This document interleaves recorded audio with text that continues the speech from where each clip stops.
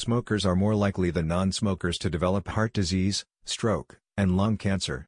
Estimates show smoking increases the risk for coronary heart disease by 2 to 4 times. For stroke by 2 to 4 times. Smoking 5 or fewer cigarettes a day can cause almost as much damage to your lungs as smoking 2 packs a day.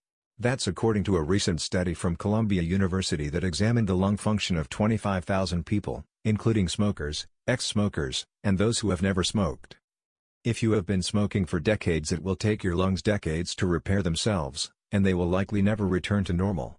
That said, stopping smoking after 40 years is better than continuing to smoke for 45 or 50 years. If you smoke 20 cigarettes a day, you can inhale a mugful of tar into your lungs in a year. 300 cigarettes equal to 15 years of breathing of tar in your lungs. Considering your heart condition, you may decrease your living up to 15 years if you smoke 300 cigarettes at once.